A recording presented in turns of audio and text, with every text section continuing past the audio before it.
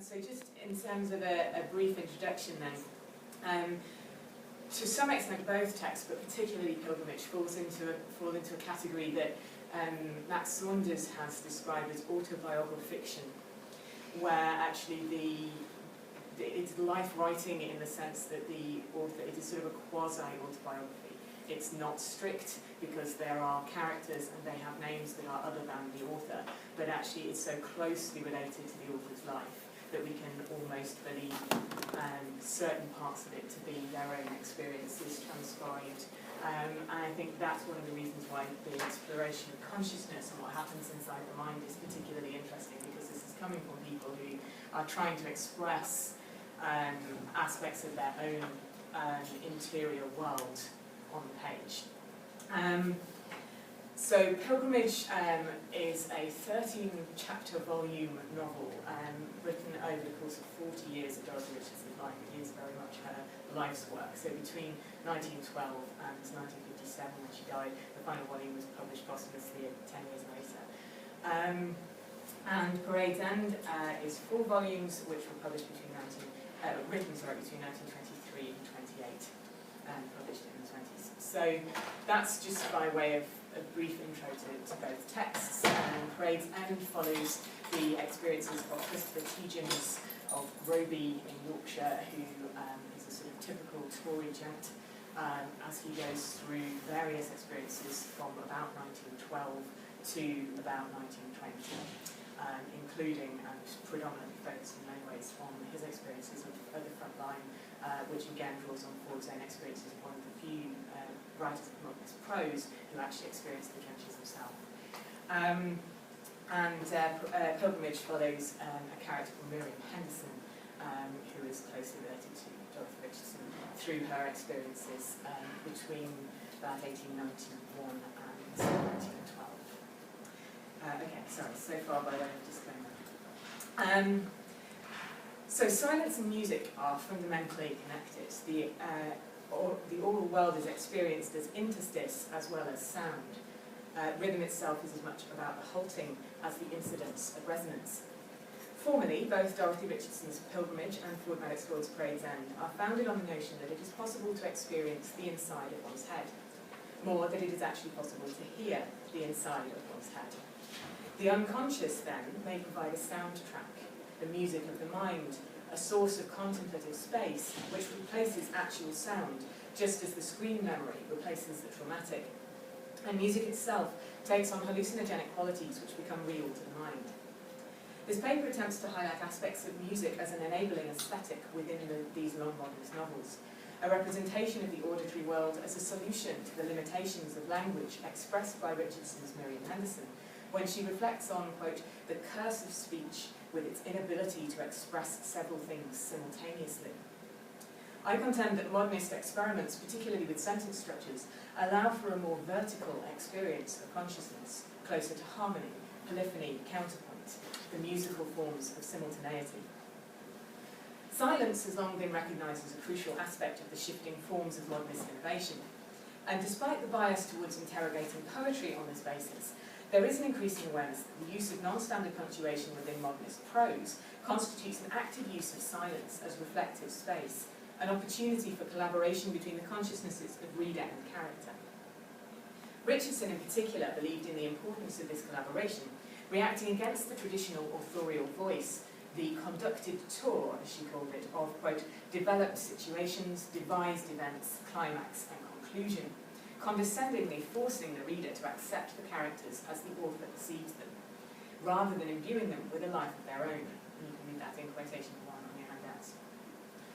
Ford, likewise, strove to develop a new form for the novel, largely through his impressionist collaborations with Joseph Conrad, involving a more minute and precise rendering of moments filtered through the consciousness of a given character, and temporally shared with the reader.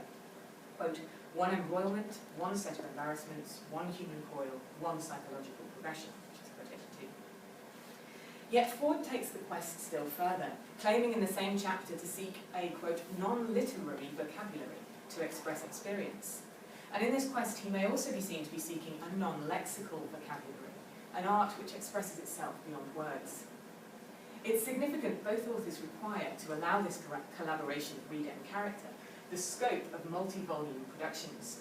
Richardson acknowledged that she would need to expand the very concept of the novel if she were to attempt one, remarking that, quote, "The material that moved me to write would not fit the framework of any novel I had experienced."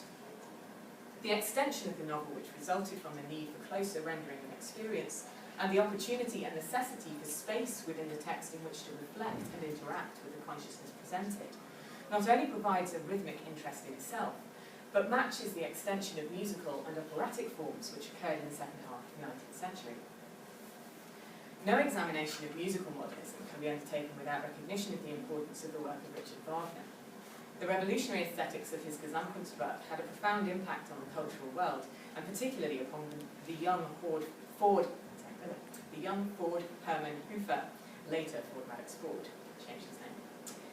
As the son of a musicologist and Wagner expert, Ford was influenced by this musical world to the extent of considering himself a composer long before he began to write.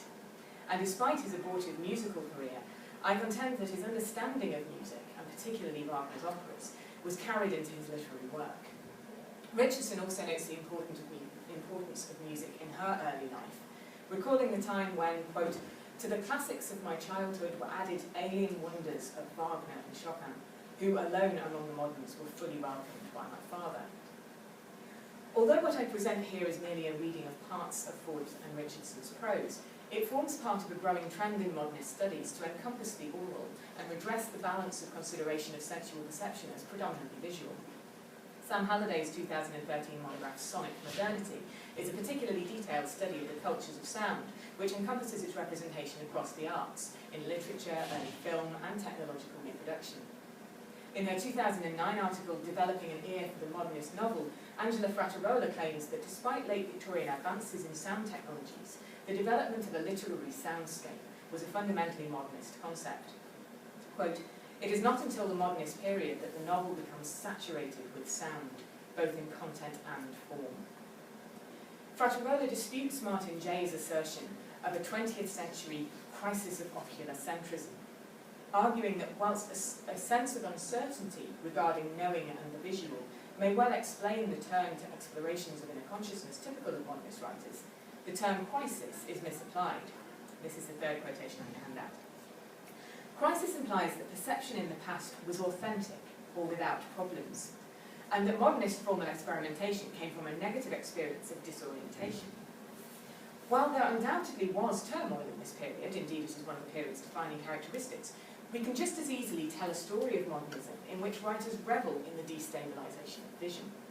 Perhaps modernist writers even aided in compromising the dominance of the eye, intentionally subverting the power of vision and filling this perceptive vacuum with auditory experience. Brad Bucknell argues that modernist writers are, quote, "devising and executing their own separate approaches to literature at a time when music, for many writers, refers obliquely to an art which transcends referential or lexical meaning, and which has the power of some kind of excessive yet essential element to which the literary may point, but which it can never fully encompass," which is the next quotation we have. Bucknell's monograph examines the 19th century aesthetic dialectic established by Mallarmé and Wagner, the increased semiotic anxiety of the language-based arts, and the corresponding lack of referential anxiety within musical art. Richardson expresses this anxiety as fundamentally masculine, when Miriam observes in the 7th volume of Pilgrimage, Revolving Lights, that, quote, "man's life was bandied to and fro, from word to word, hemmed in by women, fearing their silence, unable to enter its freedom, being himself made of words, cursing the torrents of careless speech with which its portals were defended." What is most significant in Bucknell's study, however, is the expansion of the perception of music and poetry as essentially temporal arts based on duration, resolution, and linearity, to a concept of the interplay between surface and depth. Richardson likewise rejects a horizontal approach when it comes to narrative, as we read in quotation 1. Her reconstruction of the novel can be seen as a prose equivalent of Mallarmé's assertion of rhythmic totality, as being, quote, "in the very silence of the poem, in its blank spaces." The concept of spaces between is constantly embraced by Richardson. Her assertion in the 1920s cinema magazine Close Up that, quote, life's greatest moments are silent, would seem to suggest a disaffection with auditory perception, which fits the psychological sentence Woolf ascribes to her. The interiorization of Miriam's development is crucial in a world where, quote, contemplation is freedom, as Miriam asserts in the volume Rise. However, this apparent ambivalence to sound does not appear to equate the acoustic phenomenon of music with its brothers, spoken language and diegetic resonance. Brothers here I gender deliberately. Richardson embraces the form of the silent film as female and laments the, quote, masculine destiny of the talkies. Yet she does not include the non-diegetic music of the silent film pianist in her aversion. In fact, she considers it necessary for the meaning of the film to be felt. It unifies, even creates the experience, significantly by masking the mechanical noise of film projection and allowing a meditative space. Thus, music becomes a form of deafness, a prioritizing of the internal, the conscious, the live, over the automated object, fitting with the female being, which Richardson contrasts with male becoming. Her view of female speech as a facade, a, quote, cover for spiritual nakedness, can be seen in her call to listen to women talking, which you see in quotation number 5. The chatter, chatter, chatter, which she identifies as a masculine descriptor, suggests a use of speech as an abstracted oral phenomenon, expressive by its mere presence, rather than by connection to lexical significance, treating speech essentially as music, used to mask rather than to mean. This same sense of music as a form of deafness is seen in the Wagnerian experiences of Ford's Sylvia and Christopher Tietjens, transporting the characters beyond the incessant noise of wartime France. There is so much to say about Wagner's presence in Parade's End that it's impossible in this paper to address it all, so I've just picked one example. Of particular interest is the experience of a strafe during which Christopher Tietjens envisages the artillery onslaught and subsequent arrival of a German soldier in his trench as action in an opera. And I'd love to chat more about that afterwards if anyone's interested. But for the purposes of now, I've chosen to examine a particular passage from the perspective of Sylvia Tietjens, as a female figure engaging with music and interiority. I've included on the handout at number 6 a snapshot of part of an essay on Wagner written when Ford was 17 and full of youthful adoration and filial homage. His father had recently died, a great Wagner expert. Still clearly a work in progress in its archived form. One aspect of it is, I think, highly significant in establishing Ford's aesthetic values. In case you can't read his notorious handwriting, it did get much worse as he got older. The manuscripts for Parade's End are mostly typed because nobody could decipher his writing. It says, Richard Wagner is one of the most important geniuses of our age, one of the greatest blank, to be decided, of our century. Not alone in matters of art and artistic knowledge is he of far-reaching importance to us, but we see in him also a philosopher who, gifted with a glowing poetic spirit, pronounces the message that he has for his fellow mortals in the language of harmony, united tones and words. It's revealing that Ford changes his instinctive choice of the word harmony to united tones and words. The importance of the presence of language, the combined forces of the arts, is his point. The abortive manuscript essay has the sense of a musical pause. The continuation can be seen not in other florid appreciations like this one, but in artistic consequence, the musical qualities of his future prose. It's somewhat predictable, given his youthful enthusiasm for the composer, that one of the first of his direct musical evocations in Parade's End is an explicit reference to Wagner. I'm now examining quotations 7, if you have that. As Sylvia sits frustrated in the smoking room of the Rouen Hotel, where she has arrived without documentation to continue, quote, pulling the strings of shower baths, which is the expression used for her manipulative tendencies, by seducing her estranged husband, there is a reference to a mechanical musical instrument, a gramophone playing songs which add to the noise that Sylvia experiences.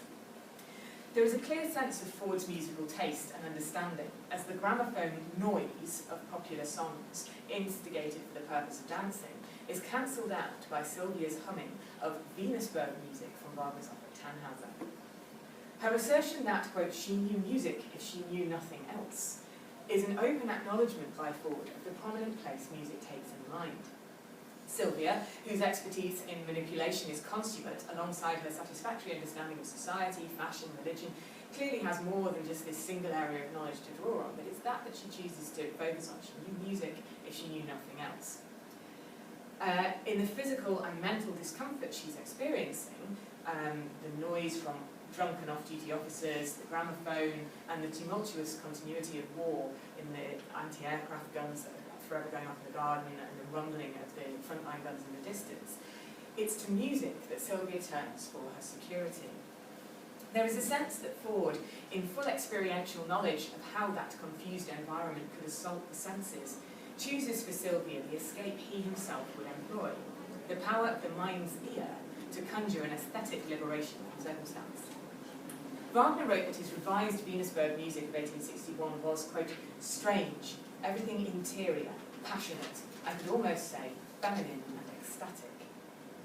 Sylvia's perception is removed from the emotional and contiguous disorder she faces to another world, her deafness to the surroundings underlined by the fact that, quote, her matchless hair is coiled over her ears.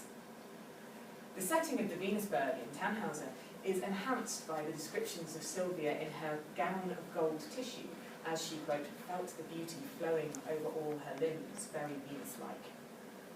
These goddess-like images recur for Christopher, particularly the gold gown, which he sees regularly when he contemplates Sylvia further on. And the reader experiences the irony of her divine form in this imagination, considering her questionable moral behaviour. As Sylvia's section of No More Parades moves towards its conclusion, her thoughts become ever more interrupted in the narrative, as Ford provides an extended passage of pure interior monologue, where even the speech becomes reported as part of the continuity of her consciousness. What is most noticeable about this section, however, is that it contains the greatest concentration of ellipses in the tetralogy, some 34 in a paragraph of 21 lines. The effect of this increased fragmentation of Sylvia's thoughts is to increase the pace and frenetic nature of her mind as she anticipates her triumphant seduction. There is thus a sense of building to a climax or a cadence point.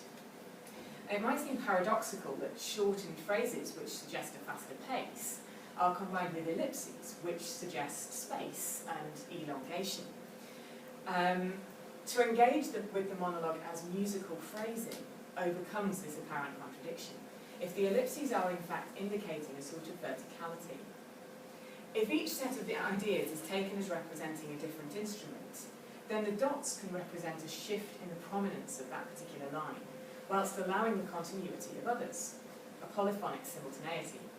An impression of several thoughts can be seen to coexist as lines played on several instruments which overlap, allowing a forward momentum and coherence, which is nevertheless fractured by shifts in timbre, as Sylvia herself has one overall goal, and yet a series of separate thought trains relating to it. So the passage, it was queer to be in his arms, she had known better dancers, he had looked ill, perhaps he was.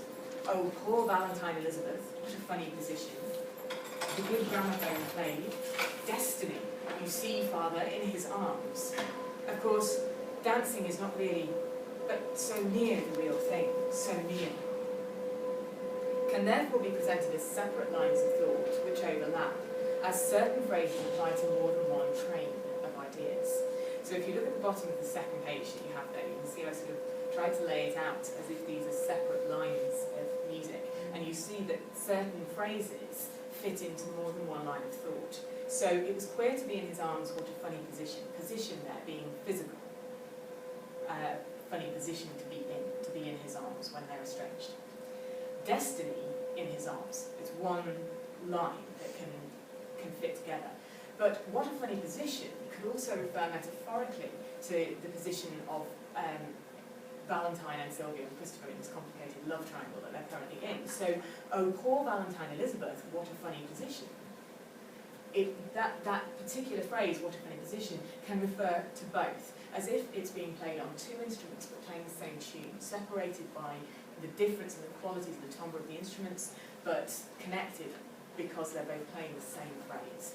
And so that happens numerous times, and so near, in fact, I've given it as two there, it could probably apply to 4 or even all of the different thought trains in one way or another. So, if each line represents an instrument, a sense of vertical as well as horizontal consciousness, the rendering of several ideas at once, many of which coincide by association, becomes possible. The reader imagines the continuation of each line because of the presence of the ellipses. Each line of thought can be tracked through the monologue, moving from foreground to background as solo lines come in and out of prominence within a polyphonic work. To choose to communicate the final action of this extended description of Sylvia's appearance in Rouen entirely through her own mind is cadential, in the sense of a series of musical lines or phrases coming together to close the movement of a work. The surroundings, Christopher's health, dancing, the threat of Valentine, the gramophone music, Father Concept, the priest, sex, popular song, her gown, destiny, and Tannhauser have all featured as thematic material in the preceding section, and are recapitulated here in turn, now united by the suggestion of a continual polyphony of consciousness, with first one instrument, then another, heard as soloists. There is a further layer to the subject matter at this point. The Venusberg of Wagner's opera is where Tannhauser is seduced by the beauty of the goddess, and temporarily prefers her to his human lover Elizabeth. The struggle between sacred and profane love, which Tannhauser embodies, is highly appropriate for both Sylvia and Christopher, as the former battles with her faltering Catholic faith and her obsessive need for her husband, and the latter engages in a complex conflict between his idealistic and nostalgic belief in parade and his ever-growing passion for Valentine. Sylvia's internal triumphant reflection, "Oh, poor Valentine Elizabeth," suggests the conclusion of Sylvia as the goddess of the Venusberg, whose seduction is almost complete as she mounts the stairs with Christopher.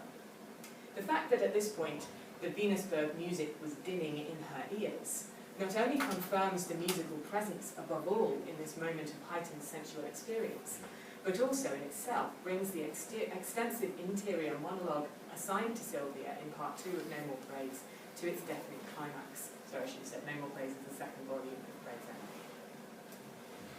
Richardson takes the concept of simultaneity further when she asserts in her essay The Reality of Feminism that the female voice is, quote, synthetic, in the sense of holistic and unified synthesis, able, quote, to move, as it were, in all directions at once with a relatively undivided, harmonious nature.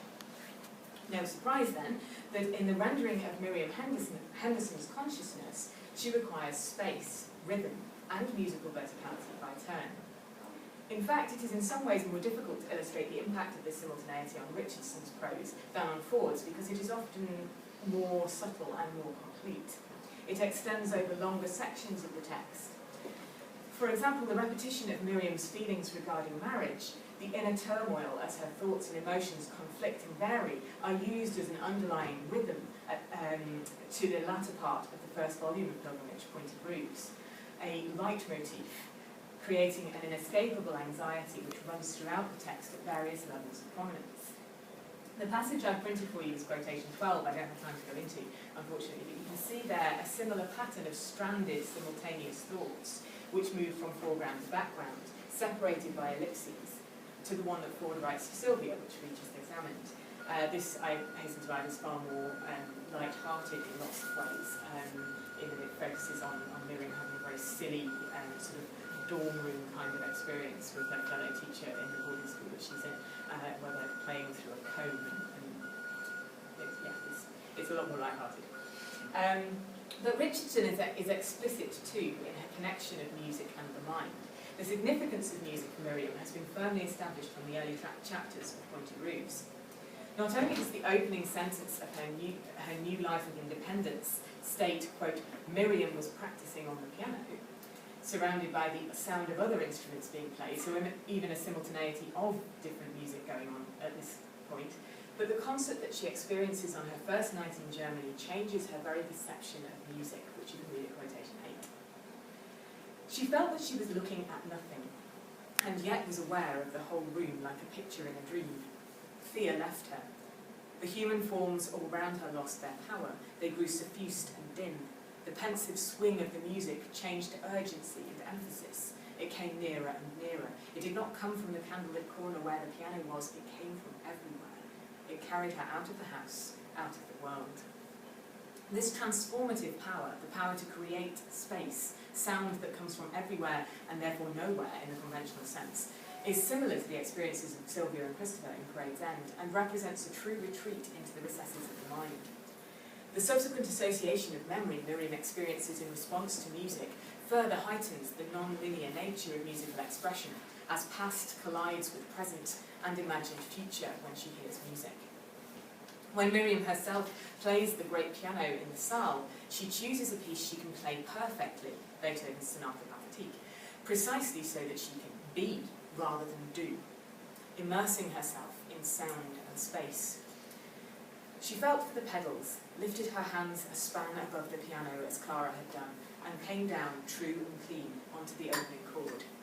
The full, rich tones of the piano echoed from all over the room, and some metal object far away from her hummed the dominant. She held the chord for its full turn. Should she play any more?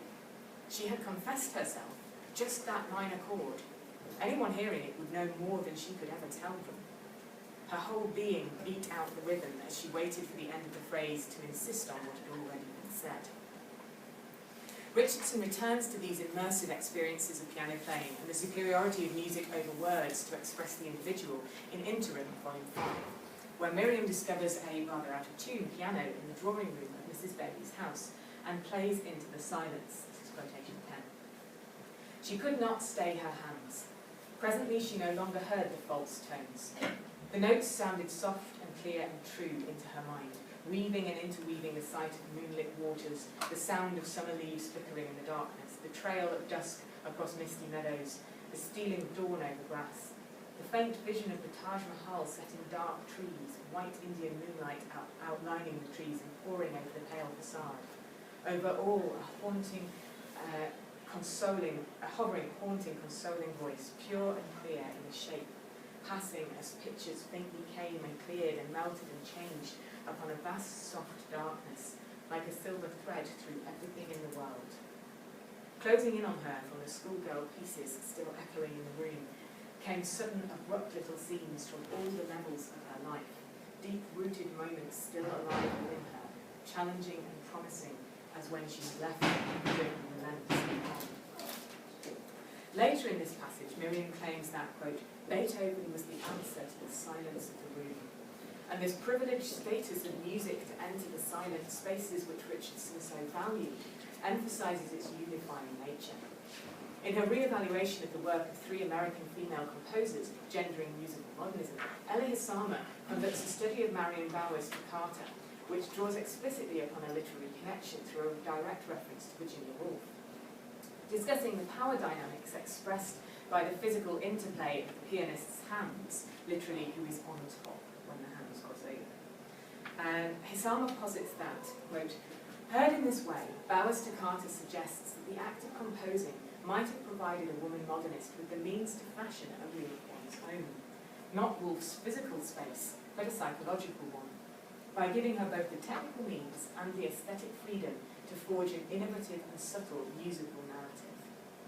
It is possible to argue in a similar way that the musical qualities of Richardson's prose, as well as her direct engagement with musical expression, create a space in which she can form the novel whose suggestion at first so puzzled her.